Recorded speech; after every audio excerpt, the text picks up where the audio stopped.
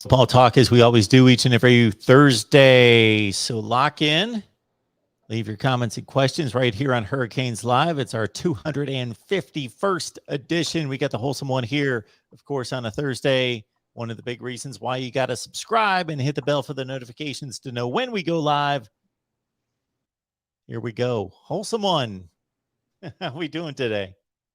Doing Oh, well. man. I'm doing well, Mark. I just had a There we busier, have a go. busier evening today, so I figured just let you know, and we could hop on a little earlier, and I can get everything I need done today done. Good deal. We'll take it. Absolutely. We will take it. Heck yeah, heck Well, yeah. it's the first couple days of June, Hmm. and August camp starts usually the first day of August. I don't know Right. if it usually starts on a Sunday or Monday that first week, or it's usually pretty much It could August be 1st. iffy. Now we did start Sunday in I think 2019. We started on a Friday, like late July, instead of early August because we were week zero for the kickoff game Sure. against Florida. So I think it's based on 16 to 18 days before your start date, something Okay. like that. What is a really solid, dedicated football player doing right now? What's he doing right now to get himself ready to be the best he can be on day one? Well, these young men are honestly, when you're at this level, the physiques and the bodies are already at least pretty solid. Starters, things of that nature. If Yep. you're a heavy contributor, you already got the pecs and the traps and the abs and things of that nature. The main thing I would say you're doing with us having new coaches is building that rapport with the new coaches and learning that playbook, getting that down packed. It sounds so simple, but there are times where you get that piece of paper in front of you for your weekly tests and you can go blank. Or you'll start writing down stuff from the previous coaching staff and how they wanted you to get it done. And it takes a while to really get the mentality out that you had to use in order to play under the previous staffs. For example, a lot of the players, you think about what Coach Diaz did as being natural going to the 4-3. Well, he spoke about all spring trying to get the defensive lineman to shoot off the ball because for the previous 5 years before that, they were all taught to hold gaps. And it was just stuck in their DNA that they had to sit there and double gap instead of single gap and shoot them and get in the backfield.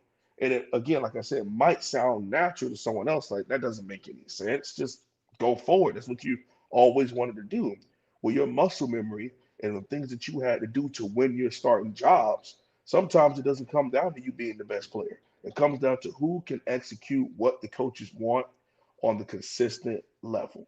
And if they want their one technique to sit there and hold it down and not move, and then now the one technique under a new scheme, he's able to club swim right over that center, or he's able to drop step technically and go around to the B gap if he wants to. The freedom that the 4-3 can present to a player is on a different level. And it could take them a while to get to that. I bring it to now with the linebacker situation. If I'm a person on this roster and next to my position says linebacker, I need to be doing any and everything to separate myself when it comes to knowing what coach wants done, knowing what coach wants as far as his checks. Because there's a bunch of checks that happens on the football field, Mark. And they're not always just pointing and calling out the other team's plays, they're pointing and yelling at each other on defense to let you know, oh, I've seen that slot receiver. When he get in that stance, this play is coming up here. Or, for example, you need to get to the other side. You're in the wrong position. That's the linebacker position, not the nickel. They flipped. You need to flip with them. Okay. Or we just had a cover two check out of man, cover two. And the mic needs to be able to communicate that to the outside linebackers, which communicate that to the safeties. And the safety sees the hand signal up for whatever cover two could be, depending on the program.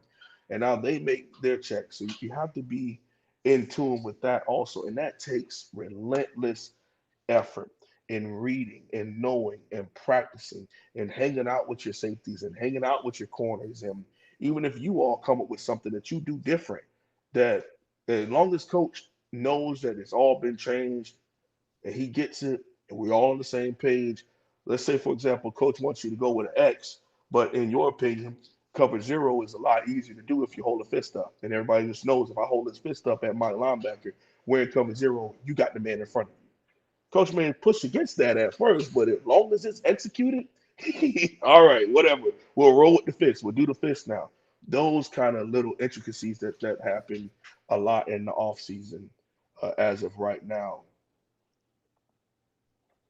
We can all think of 50 quarterbacks who didn't make it, and it had nothing to do with their ability. It was still obvious that they could throw the ball through a brick wall.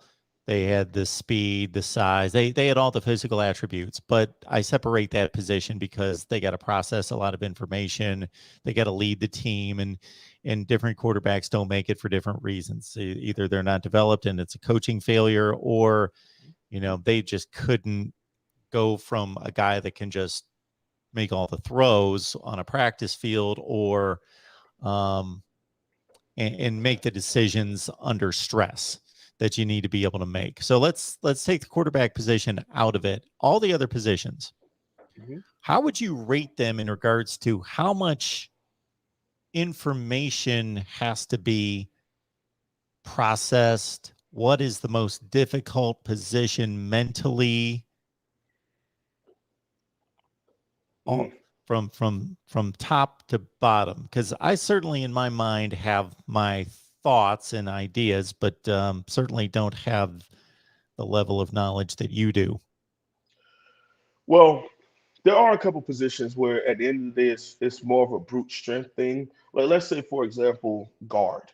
At either guard, can you hold down the fort and can you move people? You don't have to have the smoothest feet and the greatest kickback as a let's say for example a right guard. But when we need you to move that three technique out of B gap or out the way so that the running back can cut off your behind, you need to be able to do that. Now the people next to you, in my opinion, need to be a step up in the intelligence level. Center, of course, needs the number one. But the tackles are also out there when it comes to those edge blitzes, when it comes to those late shifts on defensive line. The tackles are the one that points this out. Reason being, they're more than likely the 1 and 2 point stances. So it's not even illegal for them to stand up and look around and then go right back down as long as they don't move their feet, similar to wide receiver. Now, if they go from standing straight up and then put their right foot back and then try to stand straight up again and move that foot up, that's a false start. But a right tackle and a left tackle, if they see a late cadence or a late blitz coming in, they can throw their hand up or tap the guard next to them before the ball moves and let them know, hey, this guy's coming out here. Let's say, for example, you have Manny Diaz was notorious for this out of the 4-2-5, where you had the striker and the free safety weak side blitz on third downs. So then the linebacker would come up behind the defensive end, and then the striker would come over next to him. And then late, soon as that ball is snapping and everyone else goes and gets picked up, the free safety is supposed to look for grass. Okay, and then that means if everyone shifted right, then he would go inside. If everybody shifted left, then he would go outside and loop around where the running back had just picked up the outside linebacker or the furthest person blitz. For example, I take you back to 2018 against Tallahassee, where Sheldrick Redwine's forced fumble gets Miami back in that game, recovered by Gerald Willis. Miami was down 28-7. That sparked them to come all the way back and really get 21-7. And that sparked them to come back. All right. 27-7, right? One of them. They were 27-7 and they won 28-27, right? There we go. That's what I was trying to figure out. We finished out with 28 and they finished out with 27. So they were down by 20 points. And on that play, you had Joe Jackson, who pinched inside, which brought the tackle with him. The tight end picked up Mike Pinckney, which was the outside linebacker. Romeo Finley goes outside, but when he goes outside, their running back at the time used his inside shoulder to engage him, which left the C gap to be open for Redwine to fly right in and smack the quarterback because they were sending too many to that side. So you had three people who could help protect that side, but you're sending 4 from that side, so someone had to be open. The only thing that you hope is that the backside outside linebacker and the backside corner and the backside and the Mike can hold off a quick slant or a dump off so that the QB has to hold the ball another second. That gives that the free safety more time to get there. And then, of course, we get the strip sack and Gerald Willis falls on the ball. The crowd goes nuts, and that helped. That's one of the, and that was one of them where in film, you would have to give the offensive line and the pass protection a plus because they picked up as many as they could to that side. It would be different if it was split back or things of that nature, or if the QB saw that they were sending 4 instead of 3 from that side, and he's just supposed to, throw it over the field or throw it away, something like that. So I would say at guard, you don't necessarily need the most intelligence, or it's more about just the brute strength kind of football. At tackle, you need to have awareness. You need to be able to identify things and not just keep your mouth shut because you're key for the outside pressure. And center needs to be in line with your quarterback. That intelligence level has to be up there. That communication level, that leadership level has to be up there because you, in certain schemes, you're the one who calls the pass protections. In other schemes, the quarterback calls the pass protection. And in some schemes, like Gus Malzahn's schemes, no one calls the pass protection. They all just look to the sideline and just do whatever the marker says do. That's how they're able to go at warp speed, is because they just look over and Chucky plus uh, Teenage Mutant Ninja Turtles plus Arnold Schwarzenegger means dive. And that's what makes them go out there and execute the play at such speed as opposed to them yelling and talking and looking at a wristband. They just read what's on the sideline. Now, there's other schemes where the quarterback can veto what the center sees.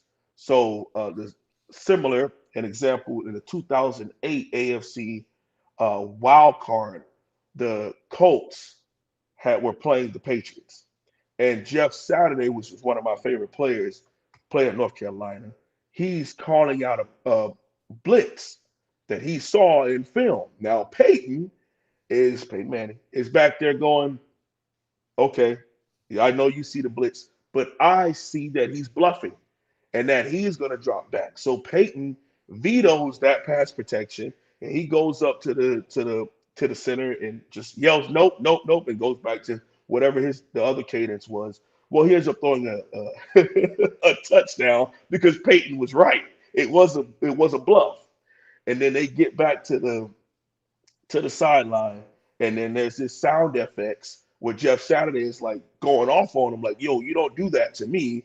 I'm the one." And he's like, "No, you just play football. You block. I got this back here." So you see them kind of go back and forth, even though it resulted in a positive play, and Peyton happened to be right. There are scenarios where the quarterback does have the ultimate say, and in most scenarios, the quarterback has the ultimate say in that, which leads me to quarterback. Quarterback to me requires the absolute most intelligence and level of awareness on the football field. Why? Because everything comes through you. Not just because it's said that it has to, but you look at the best teams across college football or the best teams in the National Football League, it usually comes down to what? Quarterback play. Even in our time here at the University of Miami and being fans of the University of Miami, we've gone as far as what the quarterback can bring us, or gone as far as what the scheme and the quarterback combination can take us. There's been examples where the quarterback could be better if we used him this way, but the offensive coordinator wants him to do it that way, and it doesn't mesh well. And when you don't have that mesh, and you don't know your roster, and it doesn't really work out together, now we're, for no apparent reason, now we're creating issues that shouldn't even be an issue. All right. If you could look at that roster and tell me, all right, I got some balanced quarterbacks here and a pure scrambler, but I'm going to bring in Dan Enos, who runs under center kind of pro. That just doesn't make any sense. The pro style didn't fit the quarterbacks that we had. Now, of course, This isn't NCAA 14 where you get to go pick your offensive coordinator. You have to go with the person who wants to accept the job also. So, and I get that. We are very critical, but I do understand that it's not the easiest thing to make those decisions as a head coach and as an athletic department. It's a lot easier now where money isn't an issue and we're funding and we're trying to put things together. And I'm thinking we have a nice combination all the way through from head coach down to on the offensive side of the ball. Head coach, offense coordinator, and the quarterback. I think we're all in line about how we want to get things done. And we'll see come this fall in that situation. Running back. This to me, a lot of people think, no, nah, just get the ball and run. I think running back is right behind center as far as intelligence level and being able to identify what's going on out there. Here's my reason being, Mark. They are also a part of pass protection. And they also need to be able to read those blocks. It's different if you just look, Trent Richardson comes to mind. He gets the ball, he just runs. He didn't read gaps. He didn't understand that they're double teaming that one technique. And if they slam him down, I don't need to run up the ass of my center. I can cut back because they just slammed everything down here. Or being able to know not to run up the back of offensive linemen because it's no way that's going to hurt this offensive lineman. I need to find grass. Okay. Also, understanding how to the 3-point of contact with that ball. Maybe in high school, you could just hold it with one hand because no one could hang with you. Maybe in college, you were just faster than everybody, so it didn't matter. But in the NFL, you get to a point where the minute they see that third point come up, they're punching it out this way. Or you're playing a big time SEC or Big Ten program where they're taught at the NFL level, and the same thing happens. You're used to holding the ball a certain way. Those linebackers know it. Those linebackers know that you hadn't had a career fumble, but you hadn't played this caliber of team yet.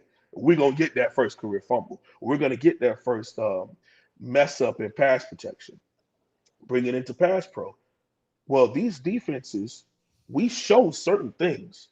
And just because the quarterback or the center might have called Ringo, which means that everybody moves right, and now the running back goes either most of the time in front of. I've seen behind, but it doesn't work out well. They go around the quarterback to pick up the nearest man off the other end. Or in some instances, you flip it, and now if you're on the right side, the offense they call Louis, and the offensive line goes this way, you pick up the guy off this end. Okay, well, what happens if we called that, and I'm here and I'm stepping up here, but the blitz is really coming from the other side? Or we're waiting on somebody to loop late. Do you, as a running back, just stand there like, oh, what's going? Or do you find help? Do you find that defensive end whose ribs is wide open? And you go boom, give him a thud. Or if you find out you and your quarterback, hey, when he comes on that late delayed blitz, I'm gonna pretend like I'm coming up to get him. I'm gonna olay him because they're in cover zero, and it's no one else out there. And you could dump it off to me, and it's no one for 15 yards. That kind of stuff that happens at the running back, and I think that also goes with your connection to your quarterback. But um, that's where I am with it as far as offensive intelligence level and IQ. I'm not saying read, but some of the players got great reading skills, great book. Football IQ is what I mean by intelligence level. For clarification, I'm not trying to insult anyone. I'm just saying being able to be, and I say football IQ mixed with awareness, because you might have the best football IQ as far as what the book says. What happens when we get out there and you're able to be on the field? And that's what I call awareness. So that's what is called awareness. Being able to react to what's happening to me right now with the team that I'm playing. Well, I'm playing Ohio State, and I know that their defensive line is elite. And I know that they don't come out in multiple stances. They come out in 3-point stances, and they stop the run on the way to the quarterback. What that means is, as a defensive line rusher, is they fly off the ball. They don't check to see if it's a run or check to see if it's a pass. Either way, if I'm flying off the ball, I'm hitting somebody. And that's what Coach Larry Johnson teaches on a defensive line. Okay, well, if I'm playing them, you could use that against them. We may be able to do some tunnel screens. We may be able to do some, as the offensive line, we show and let them go right past and do a running back screen right behind the blitz, all that kind of stuff. And I think that comes, of course, with coaching because you have to go with the play call. But we talk about checks. For quarterback sees that, and he's like, oh, okay. All right, when Nick Bosa has his left hand up in the air like this and not up close to his thigh, he's ready to fly. He's coming and he's going to work that outside spin move that gets to the quarterback almost every time it helped him go second overall or third overall in the NFL draft. Okay, cool. Well, guess what? Tight end, I want you just do a quick button. As soon as he comes off that ball, I want you to throw his hands and push him, help him get to me, and turn around. And I'll throw him, hit you right in the hands with it. And you take off. It's that kind of stuff. Being able to walk up to your tight end, walk up to your center, or as a running back, be able to walk up to the center. Hey, that's fake. That's a fake blitz. It's coming from this way. That kind of stuff. Just the communication level that happens there. Behind all that, I would say wide receiver. I mean, I think it's only 9 routes. Couple if you count 10 if you count 0, but they got a couple routes. That's more about where they place you, and if we're 3x1, 2x2, empty 5, that kind of stuff. I don't know if that's necessarily a football IQ player wise. I believe it's being put in the right position as a wide receiver. So that's why I would say that's the least level of football IQ, in my opinion, that is required. Of course, if you bring certain stuff to the table and you're able to know how to settle down in zone and being able to read your corner and read the stances and read the coverage, that works beautiful. But as far as at face value, I would say it's behind running back, quarterback, and offensive line.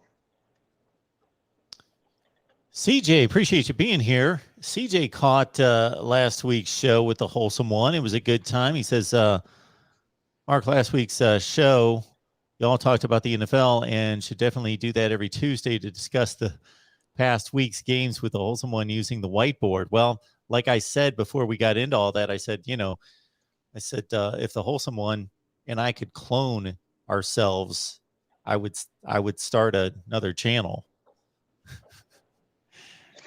Yeah, we would have to at this point. I mean, it's that so was much fun. That was amazing. I mean, it was the first time we went that long on here, 2 hour show. Then I ended up. The funny part, Mark, is I messed around and did a 4 hour live on my own show. Wow. That I hadn't done though, because that used to be my calling card. Is that I would sit there and be on live forever and just talk to people. But that that wasn't what I was used to doing. So, needless to say, I needed some coffee that next morning to get right for work. But it was fun, man. And people think, you just get long-winded and hey, this guy's just running his mouth, and this guy thinks he's so smart. That's cool. Opinions all good, man. But for those of us that show the support, for those of us that love, man, I really appreciate it. Chris is reminding us here that, and I don't know what the details are, and it really doesn't much matter. We lost a life in the football community today. So Marion Barber, Dallas Cowboys running back, previously University of Minnesota running back, lost his life today. So Chris, thank you for reminding us of that. That's always beyond tragic. Yeah. Falconer X, we appreciate your contributions. Thank you for a third one, couple super stickers, and then Falconer X basically wants to know. So Tyler Van Dyke is going to be exposed to a setting, an environment, an experience facing him that he hasn't faced yet. In terms of, okay, this is Texas A&M on the road, 100,000 plus. And now we know it's going to be at 9 o'clock at night. Yeah. Mark, I don't even know if we played a game that late on the road. Look, all our night kickoff games were at home. NC State was at home. Virginia was at home. Pittsburgh was during the day. Tallahassee started at the day and drifted into the night. I don't think we've had a night game start. Oh, App State, but that was at home. On the road since 2020 against NC State when De'Aaron King had the game of his life and that kind of back and forth game. Yeah, we probably should play them a little more. Every time we play them, it's a really good game. Even when Philip Dorsett caught the 88-yard Hail Mary against NC State in 2012 at home for homecoming. That was a great back and forth game. I mean, Miami jumped out 21 nothing, ends up down by 4, down 31 to 35. It ends up winning 38-35. I'm not gonna get into how we've become front runners over the last 12 years, but whatever. Anytime we get on the same field with NC State, it's usually a pretty darn good game. And I think it comes down to them scheming because they don't have the athletes, and then our athletes just happen to make plays, and that's how we get the back and forth. But I'll go ahead and finish my answer with I'll answer this, and then I'll go into the defensive level of intelligence. I did offense, and got to do the defense breakdown also. Does he have enough experience? Again, I agree wholeheartedly, Mark. No one on this team has experience, and little people in college football have experienced what it is like to go into college football, College Station, and play a night game there, and to have all the eyes at such a big out of conference game kind of early on in the season that is not a week 1. It's similar to the Ohio State Oregon game that was week 3 because both teams are off of a bye. They both were 1-0 and off of a bye and then played each other. And that turned out to be a pretty close game until Oregon pulled away late in that one there. I believe he has the experience to get it done. As of right now, again, I'm not scared of them by any means. I just think their program is a little bit more ahead of Miami. So I don't know if the experience will play a part as to reason of the outcome. I just think the level of players, and the level of staff cohesiveness. Uh, Coach Fisher's had some of the same guys at Texas A&M for a little minute now. Okay, and he also calls his own plays. So we would definitely have to see that, man. But what an atmosphere! I don't know if you all know much about A&M, but they have this before midnight before the game, the night before, they all go to the stadium and they all lock arms and swing back and forth and sing all kind of stuff.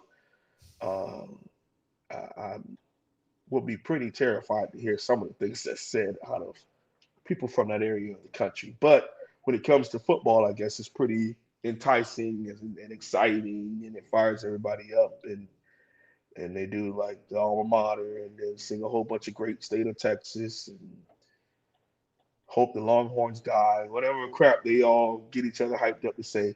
And then, so their tailgating starts 12 hours before everybody else at the stadium in preparation for the big night game. So I don't know if it is, in essence, on the same level as like Death Valley, LSU, or the whiteout at Penn State, because those are probably, I would say those two would be number 1 and number 2 for me as far as home field advantages. I think it's in the top 5. I don't know if I could name 5 better as far as right now. Now, of course, Pete Carroll USC days, you didn't want to go to Trojan Stadium and play them in a night game. That's or when Notre Dame is going to play at football. Jesus, is not the easiest thing either. And going into Alabama and getting a game on them, a home game on them, is not the easiest thing either. So, but I think they have a good home field advantage, and it is something to the level that no one on this roster has experienced yet. Is basically all I'm saying. Because in 2020, Miami did go and play some really tough road games, but because Louisville is considered a really tough place to play too if they're rolling for night games, and NC State. But it was 2020, so it was only maybe 15%. Clemson was only 15% there, so have to keep that in mind. Talking Canes with all of you each and every Thursday. this time a little bit earlier. That's why you got to follow through on the subscription, subscribe, hit the bell for the notifications. Then you're all set regardless of when we show up. So be here. Get on over to the Wholesome Ones channel as well and check out the work right there. Yeah, all right, Wholesome yeah. One, if we go to the defensive side, what's your take on how much each position has to process mentally? I will say this. Before anything else, I will say in today's game, some people may disagree with me. The cornerback position is the hardest position to play in college football. Oh, I agree with that. Yeah. Man. And again, I'm a big dude. I will never be mistaken for a corner in my life. Okay. So I'm not just kissing the defensive backs behind, but cornerback, you can't take a play off. You can't take a down off. You can't miss the hand signal between you and the safety. Dude, you have to be on point at corner. You can't lack for speed. You can't be too short, especially if you talk about if you're playing the upper echelons of college football. I mean, could you imagine being a defensive back who has Ohio State on the schedule and you're iffy? You got to be able to hang at those positions. And now, I would also say it's top three for me as far as intelligence level because there's a bunch of route combinations that can happen to that side. And but to really help that is the level of communication. If I can communicate with my outside linebacker, if I can communicate with my safety, that can help. And then again, the scheme. Does this scheme allow me, if I'm Richard Sherman and I happen to be playing in a press man scheme with a one high safety, so more of a cover one than a cover zero, because one means one high, two means two high, cover two, man. I got a problem. I'm big, I'm strong, I'm 6'3". I can be more of the flats. And if it's a guy I can get on and press him, then I can knock off his routes. But if he has me with the speed factor and I wasn't able to get my press and I missed my press or I was in the wrong stance or I had my ass to the sideline instead of splitting the difference or being head up, that kind of stuff, then it's going to be a rough day for me. But if I'm in that 5'11 to 6'2 range, if I can run with people, if I know have the good IQ, hell, I can go third overall like Derek Stingers. This is how it works at the cornerback position. But I think it is really, really tough. And like I said, again, today's game, I would have always argued quarterback for the longest. But cornerback for me is the hardest position to play in college football. It might be the most undercoached position because I see in so many instances, Mark, where everyone wants that 6 foot, 200 pounder, and they just let them go out there and play, as opposed to really teaching them the game and teaching them how you could force a wide receiver to not be able to run a certain route based on your stance and based on what, if they're 2 by 2, there's nowhere in the world that this wide receiver should be able to do every single route on me. Okay, I need to be able to take something away with what the way I place myself defending this person. Well, I know if it's 3rd and 1, they might try a slant. So why am I sitting on outside leverage, preparing to play trail technique? Why am I, if I can run with them, might be able to go heads up. If I know I can't run with them, I got to go on the inside. I have to say you're going to have to go outside or push this slant to 4 yards instead of 2 because of where I'm standing. So when that ball snaps, I'm attacking that inside shoulder and I'm shuffling my feet with you to go where you want to go. See where you're going with it. And to throw you off a bit. Because if I throw you off and the QB is waiting to just go 1-2 and throw that slant, and you're not right there, man, might be pick six city, might be just an incompletion, which is a win for the defensive back in that situation. Okay, so that's where That's why I am with it at the cornerback position. Middle linebacker is the number one as far as mentally what it does to you, IQ level, as far as football IQ and awareness. It's number one. You more than likely call the defensive plays. You command the huddle. I mean, we used to huddle. There's not really much huddles anymore, at least not down in and down out. You huddle, of course, to start the games, but you set the tone physically. You set the tone verbally when you get in that huddle and you come in. And if you come in, um, a yellow break, cover two, ready, that's not gonna get it right. You gotta be able to come in and man that huddle. You won the job or you're battling for the job, you need to set the tone from the minute you walk and you make 10, 11, because you step into that huddle and you give the command. And the troops go out and it's ready to go.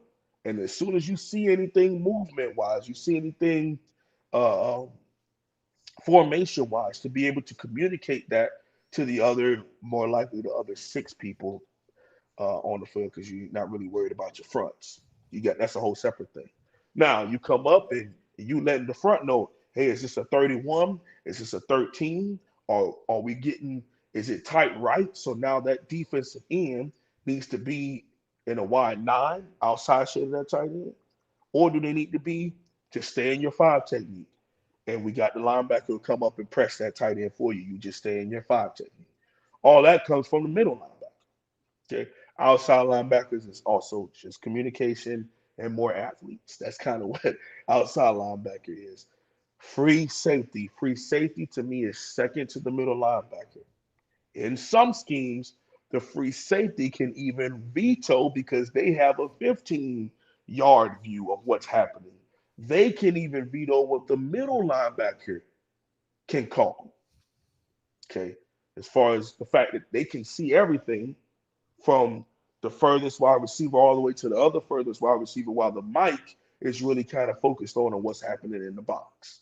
So their viewpoint and what they can project out there and the coverages that they can call behind them, it can be tough too. Why? You're the last line of defense. So if we're not on the same level, if you don't understand that you got banjo coverage to the short side of the field, all right, and even though there's 2 by 2, okay, so there's 2 wide receivers, and then there's you in the corner. Take you back to 2017. A certain safety on the Miami Hurricanes team slams down. It was just a simple smash route concept, Mark. The furthest dude goes on an out, the inside dude goes on a post corner. The cornerback thought that the safety had deep thirds. And so what happens is we were in simple cover three. So if you cover three to that side, what that means is if you call banjo, then either the safety takes to the out and the corner drops back, or the corner takes the out and the safety stays back. Both of them went for the out. And no one was on the wide receiver, smack dab wide open, touchdown, Tallahassee.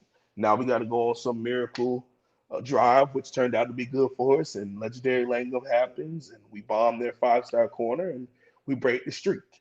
But that's an example of what happens if we do not communicate at the safety position. Now, that safety was a backup, and the only reason why he was in the game is because starting safety Cedric Redwine got hurt early on in that game when he got ran over and popped the shoulder out of place.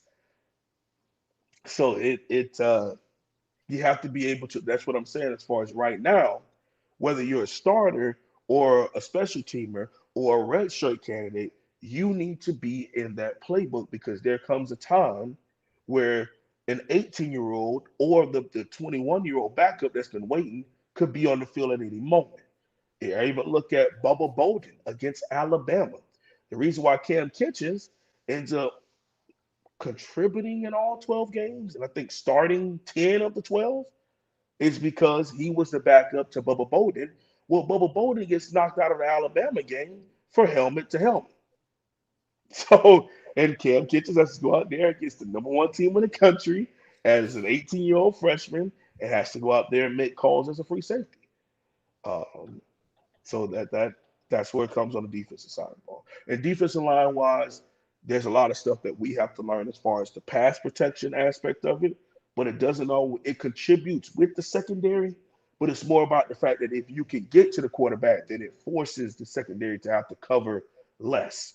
But it's not like the DN communicates with the corner. It's just how you play and how you affect the game contributes to the defensive backs or the linebackers as far as being in the right gaps and knowing what you're slanting to, weak or strong, being able to know what your alignment does to contribute to the run game majority. But that's why I would put them under everyone else as far as what it does to you psychologically and your football IQ and things of that nature. It helps, but it is not of the utmost importance like it would for Mike and corners and safeties. I would argue that outside linebackers a little above D line, and then D line would be at the bottom as far as having to have an elite football IQ. Wholesome one, I'm going to clarify where I put the cornerback position. So I still believe that the quarterback with a Q, quarterback position is the most difficult. I think it's the most difficult position in sports. And this is the reason why.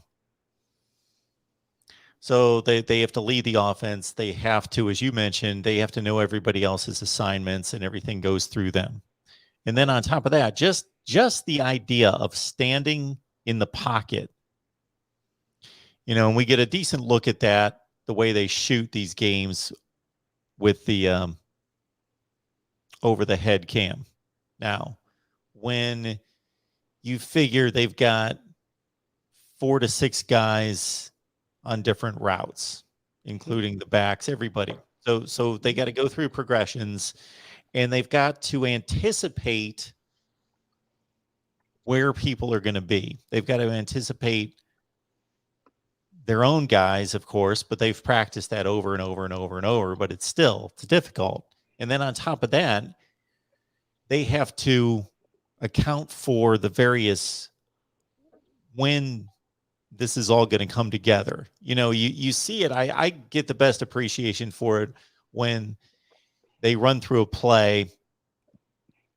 And again, from the over the top camera, and you notice where the quarterback, where everybody's positioned when the ball's cocked back and he's made his decision and it's about to be released, where the coverage is and where the receiver is at that point versus by the time the ball gets out of his hands and it finds its way to the receiver, just how completely different those two situations look to the average person, and the anticipation that it required to see that window is not there now, but it's about to be there, or I'm waiting for this person to clear, I'm waiting for that player to clear that coverage, and then I can deliver it.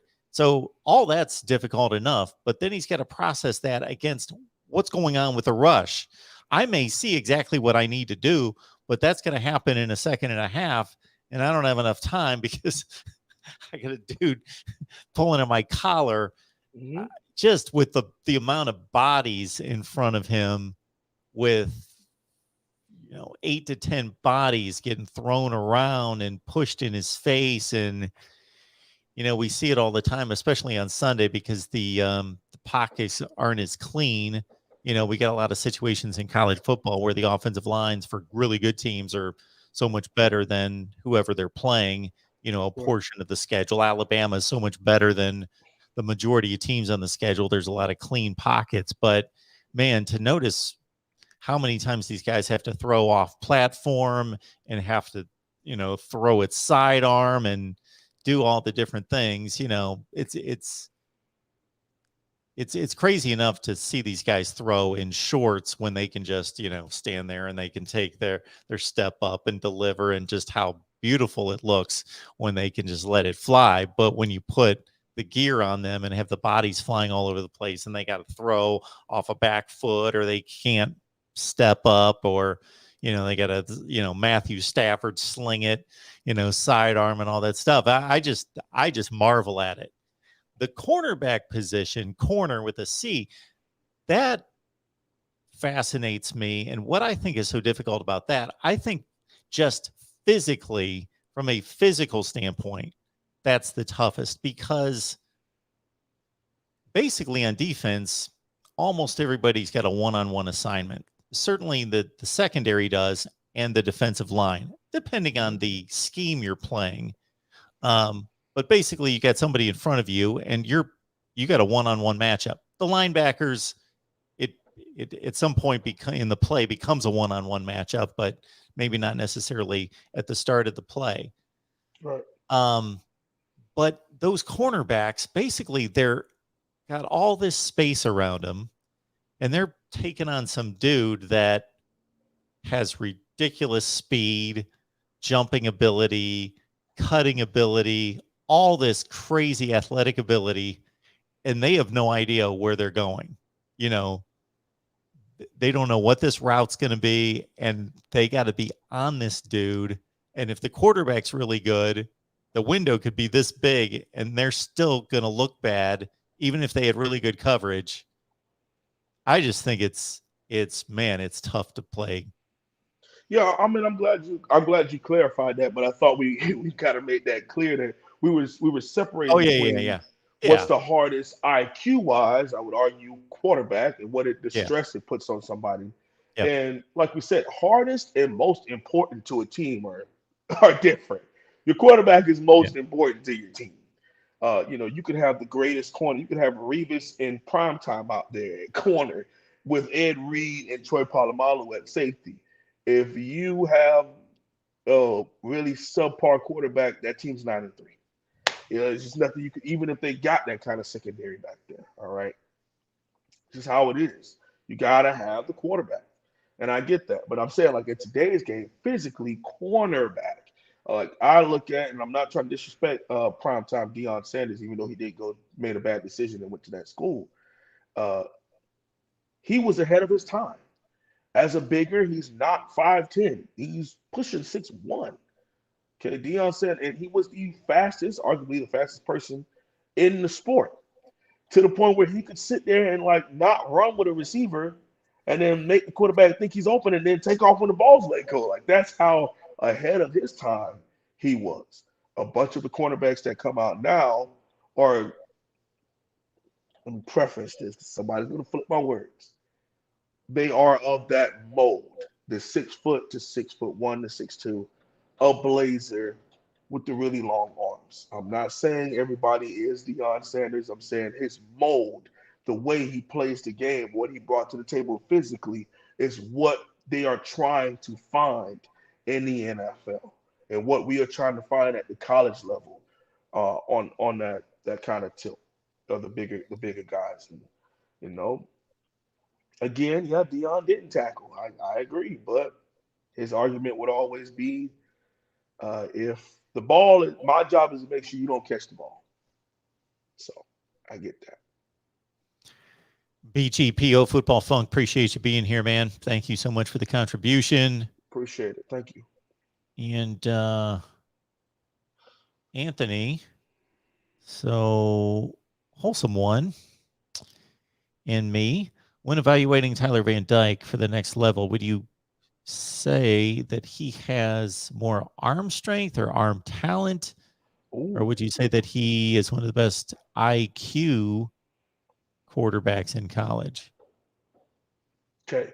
That to me is a tough thing to gauge Yeah. with the amount that he's played, because there could be someone that played at Cal Berkeley or someone that's playing for a lesser team, that the football IQ is what even got them to a bowl game, because he can read defenses, because he can make throws.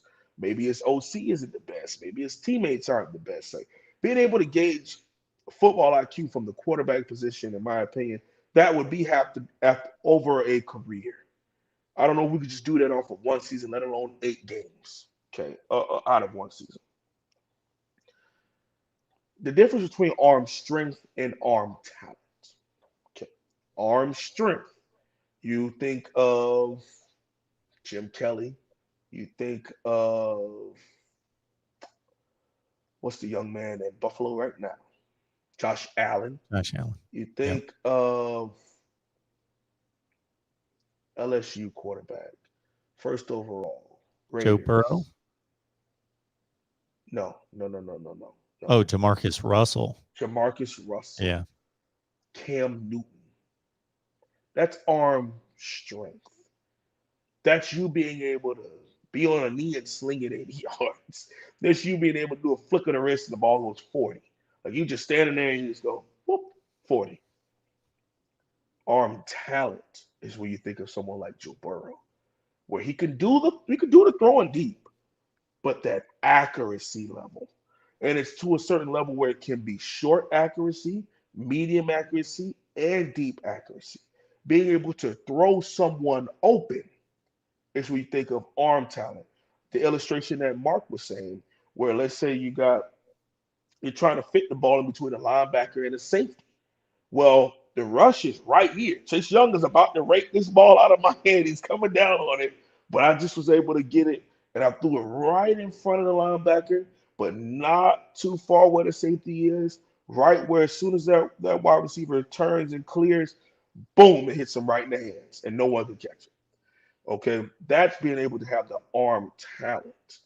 All right, being able to make those all throws, the deep comeback where we're on the far right hand side of the field, far right hash, you threw a deep comeback that's like 30 yards.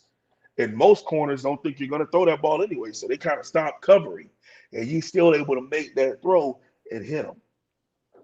Okay, I even look at a guy like Jaron Williams when he threw a post against cover two against Tallahassee in 2019 with D. Wiggins. D. Wiggins had that one thing he would do, and that's bomb Tallahassee. It's what he was good at. And he was able to hit him in stride.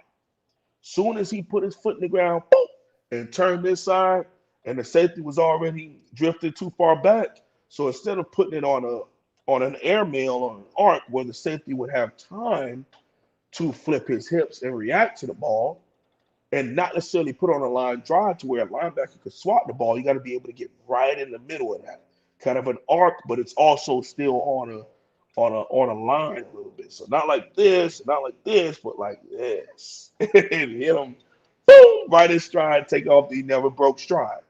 All right. I think TBD has to develop that aspect of his game, being able to have that arm talent to be able to throw all of those and to throw people open. Again, 8 games worth of a sample size, TVD is a top 5 quarterback in college football. It's my opinion. It's also the opinion of a bunch of NFL people. They look at him in that elk. They view him in that elk. There are certain things he can add to his game because I believe what we had last year in Rambo was he was able to, for a bunch of games, just step back and lob it up to Rambo, and Rambo made a play on the ball. Is that necessarily TBD? Is that the scheme, or is just Rambo making him being on fire and making a play on the football because he threw a fade route? All right, so that kind of stuff. And again, no disrespect to our quarterback, I love TBD. I'm excited to call him the Miami Hurricanes quarterback. I'm just saying there is a difference between arm strength and arm talent. I think TBD leans more on the arm strength because I've seen him throw some really nice deep balls, and the way he can get that ball out there, he has to be able to change up his pitch for a baseball reference. Okay, you got your slider ball, got your knuckleball, got your sinker, and you're fast. You need all of those to be that guy, to be the man. You need all of them. Some people they're elite at one of them or two of them, and they're waiting to unlock the other ones over time. And that comes with coaching, being able to learn how your body works with throwing that ball. Yeah, I do know a little baseball too. I get you up that way too, in the knowledge. But again, love the fact that TVD is our quarterback. I think he's a really good quarterback. I think he's top 5. There's still certain things that he can work on, and if you were to ask him, he'd probably be even more hard on himself because he's that kind of person. He's always looking for better, better, better, and it's not good enough in his eyes. So, and that's the kind of thing you want as a quarterback. You want that. You want somebody that's going to want to keep getting better. Well, what you said is similar in both sports because in baseball, there's tons of dudes that never made it past college or they got stuck in the minor leagues and throw it on a radar gun faster than guys in the big leagues. Mhm. They couldn't hit the spots. They couldn't develop those other pitches. It's the same thing in terms of, but what grabbed the scouts' attention was what they're looking at first and foremost. The very first thing baseball scouts looking for in a pitcher. What's he throw? Does he throw 92? Does he throw 98? And then that's what they want to start with, because if you can't teach that. You can improve his mechanics so he can add a mile an hour, maybe 2, but you basically can't teach that. So you start there, and it's the same thing you hear in evaluating quarterbacks, and the scouts are like, wow, look at that arm. Hell, Okay, even it's more raw. importantly, I Yep. think when you bring that up, baseball and football is when to use that kind of throw. Okay, that's where we start talking about separating the guys from college to the pros, in my opinion. You could have everything prototype about you. You could be 6 foot because TVD's like that 6'2" and 5'8" to 6'3" kind of range. We list them at 6'4" because D1 teams just do that kind of stuff.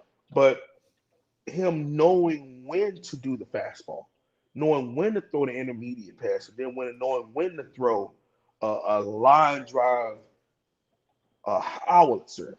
Pew! This could go straight. This could rip the glove off his hand. I'm throwing it so hard. You have to know when to use those things, when to use your gifts. I mean, if everything is, if it's base loaded, why am I giving you a fastball? I know you want to knock this out the park. All right, I want to be able to make him get a bunch of balls, and maybe we just give up 1 point, or I'm giving you some sliders, or throwing a knuckle where it feels like it's coming at a certain speed, but after a certain while, what does it do, Mark? Comes down on you. You ready to lock? Oh man, I just missed it. Now I get you off the base, and although you have bases loaded, I'm coming to the sideline holding my glove like, man, woo, that was almost real bad, but I got him out of there. Similar with the quarterback position. If I see this cornerback is playing off, maybe he is baiting me. Maybe I don't want to put this on a line drive for that curl route because he's waiting on me to let it fly, and then I'm gonna press my back foot and take off and catch it in stride, pick six. Or I want to be able to wait for when my wide receiver on certain routes. I do have to wait until they're open because I need them to clear before I let it fly. Because that safety loves to jump routes and loves to head hunt. You have to be able to know that. Know the team you're playing against, know your wide receiver, and know when to use those certain throws. Wholesome Ones here every Thursday night. Just don't enjoy it. Come on back next Thursday. Bring some friends with you. Let's do that. Heck All yeah. right, get on over to the Wholesome Ones channel as well. All right, man. We appreciate it, and we'll do it all again next week. Heck yeah. Absolutely. Absolutely. It's always a blessing to be here, to have this spot, Mark. I really appreciate it. Thank you so much. Y'all, God bless. And as always, go Canes.